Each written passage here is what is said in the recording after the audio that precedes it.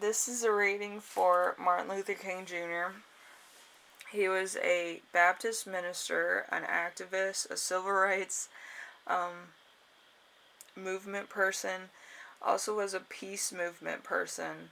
He was rewarded with the Nobel Prize, the Presidential Medal of Freedom, and the Congressional Gold Medal. His campaigns were for the Montgomery bus boycott, the prayer pilgrimage for freedom, the youth march of integrated schools, the Albany movement, the Birmingham campaign, Walk to Freedom, the March on Washington, for jobs and freedom, the St. Augustine movement, all the Montgomery marches, the Chicago open housing movement, the March Against Fear, the Memphis sanitation strike, and the Poor People's campaign. So, and he was also the first president of the Southern Christian Leadership Conference. His education was the Morehouse College, the Cozier Theological Seminary. I wrote that wrong, I'm sorry. Boston University for his PhD. So he was a very influential, educated person. He gave speeches. He made sure that there was equal rights for everybody. And he wanted to make that influence. So I will be linking his I Have a Dream speech below.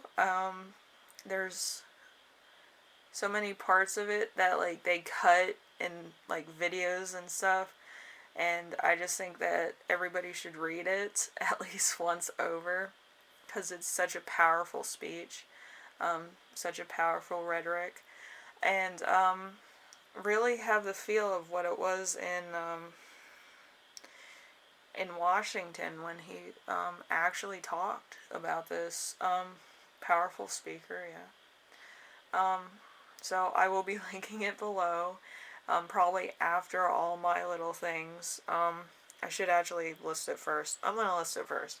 Everything that I list is going to be below, but I think it's important to have that on there, if only that. If it takes up all the space, then I'll probably just list that. Yeah, it's really long. I'll probably just list that. Or I'll link it if it doesn't all fit. But yeah, the whole thing should be read. Very powerful. So we're going to do the tarot cards first, and then we will get into the charms and then his messages. He has 4 messages. So, as you know, we have the Pagan Cat Temperance, which is like mixing 2 things together. So, bringing together all right things at just the right time in the right place. This is a magical kind of balance, more complex than just mixing 2 equal parts. And then we have the Fool. The Fool, this is the movement between the first step is taken. You may have an idea of where you want to end up, but you have no idea how to get there. So there could have been a lot of setbacks, a lot of things that were playing against them at that moment in time, but they felt the need to proceed forward. We also have the 7 of Wands in reverse, which is an uneven fight. And then we have this Strength card. The Strength card is using calm, quiet, gentle control to change the course of a situation that could easily get out of hand by redirecting the powerful energies at play. So there was a lot of stuff going through, like integration, the separation of races and then having them integrated. There was a lot of rights that were kind of being overlooked, a lot of things that were being overlooked, and a lot of things that were kind of led into a state of limbo around this time. So it's really something else. So we have the number 51, which is the lion. A sudden shock from bad news. So there was some type of bad news. Also the tower. Usually the tower is like a big change or something you didn't see coming. So the tower surrounded by clouds, the streams of a sickness and an adjoining death. So he might have known that he was kind of a sitting duck at the moment. That this is like talking about his last day, so he felt like a sitting duck. But he kind of knew that the end was near, which is really sad.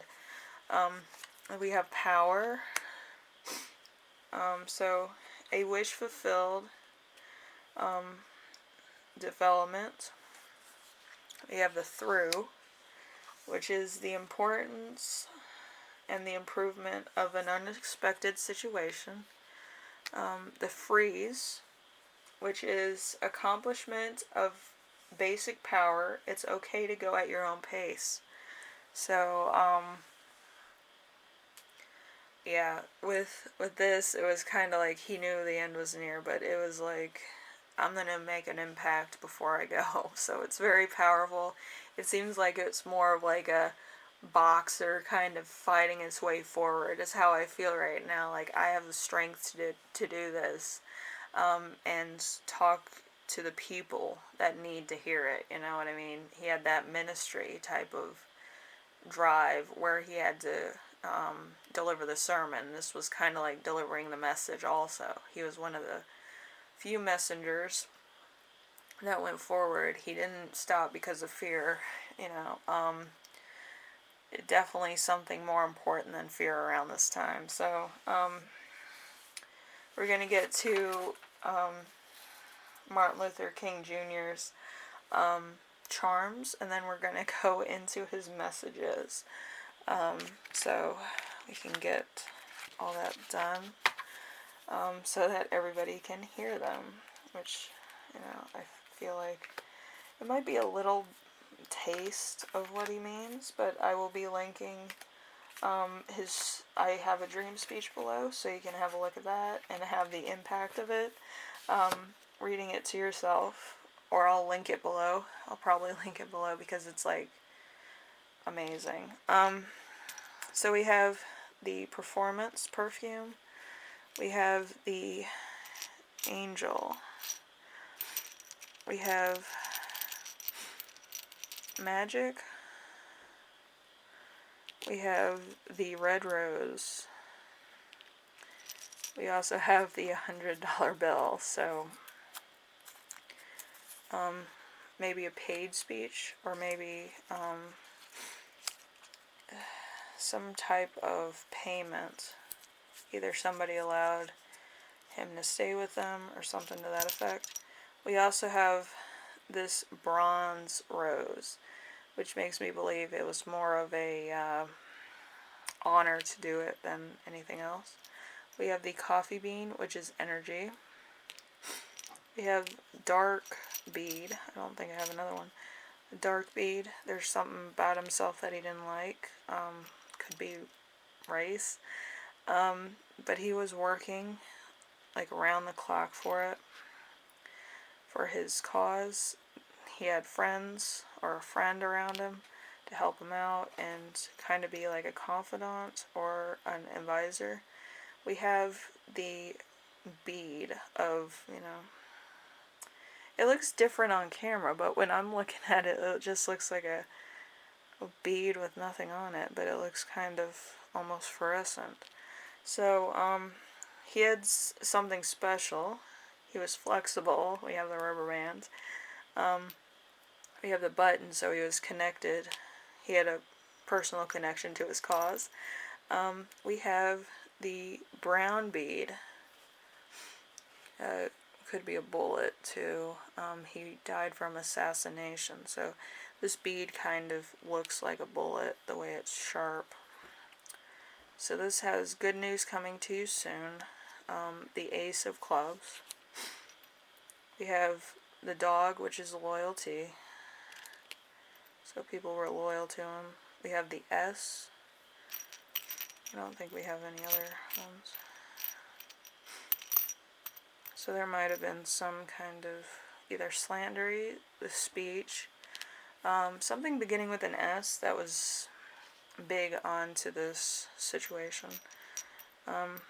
So we have another rose. We have a rose. A lot of roses in this one. So we have 2 more roses. Usually coral roses are getting to know somebody better or something to that effect. So there's a green bead, which I believe is money, potential for money. So growth, abundance, or money. So there might have been a little bit of growth there. This is usually representing children. So maybe one of their children was there. We have the apple. We have the heart, which is love. He was probably loved by the crowd or the people that he was helping out. When people needed help, he was the one to call because of him being a speaker and him being a minister. And being well educated, he could talk to people about grievances. We have the teddy bear, so he was very friendly, he was very comforting. We have the owl, so he is very wise. We have the snowman, which is fun, and also, I also feel like the snowman is more like probably more of a cold influence, but at the same time, very classy dressed. So probably cold when he knew he was on a mission, but very nice when he was personable with people.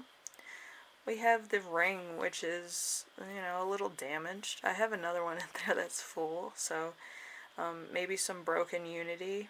Then we have these 2, which are purity. Purity, innocence, and mysticism. So there was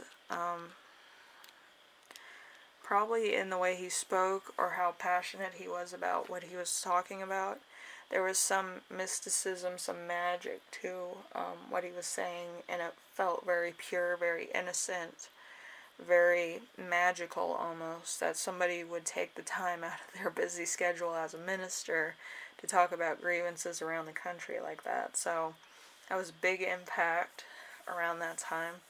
And I feel like we're actually, with Black Lives Matter, everybody wants to be treated equally and have the same experiences. So then you're not being like, you're out and about going grocery shopping, and then right before you get home you're blamed for a crime you didn't commit, or that you have drugs in your car and you feel humiliated, stuff like that. And that's, really what the fight is about. And it doesn't matter what race you are, you have some type of injustice, but I do feel like white privilege is kind of masking the fact that that could be a circumstance of like your experiences to day, where it's not like you're being profiled, but everybody else who's of a different race is being profiled because they look like the suspect, or that they talk like the suspect, or their car is similar to the suspect. And I don't think white people quite understand that. Like, you talk to your white friends, it's a total disconnect. You talk to anybody who's Latino, you talk to anybody who's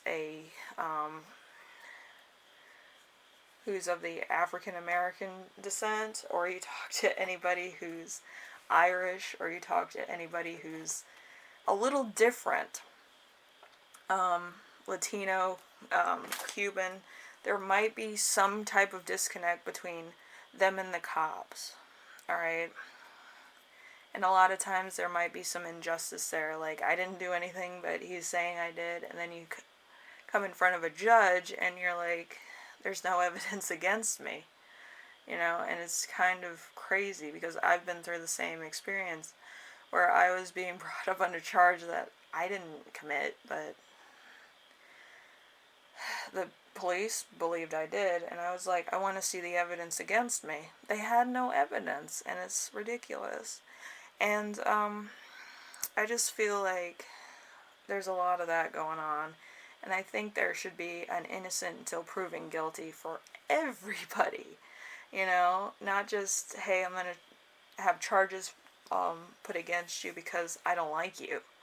Like, that's not fair to anybody. Like, if I did something, then bring me up on charges. But don't do that and ruin my day just because, like, you need somebody to pin. That's ridiculous. You know, trying to get collars or trying to get promoted in your job, but you're ruining my day for it. You know, it's ridiculous. But anyway, Martin Luther King, I'm probably going to link his stuff down below. Mostly his I Have a Dream speech, which in Washington, D.C., there was a lot of stuff going on in Washington, D.C., which honestly, I don't even know how he got on stage, to be honest with you. But it's really phenomenal that he got through an entire speech at Washington, D.C. with millions of people there and, you know, delivered that to change history. Anyway, I think I'm going to wrap it up here.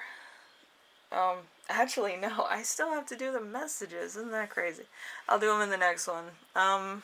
Anyway, I'm going to wrap this up right now, and actually, I will try to do, the messages and a few things about, let's see,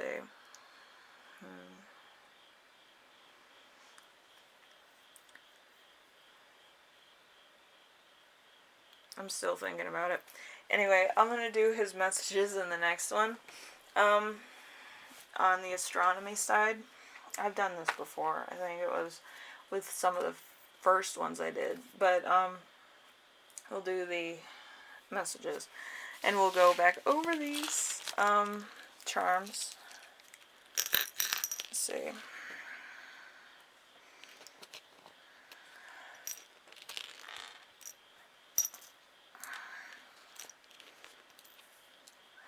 Alright.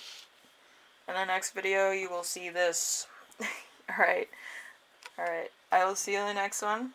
And then we'll wrap this up. And then, you know, it'll be the end of this segment for the month.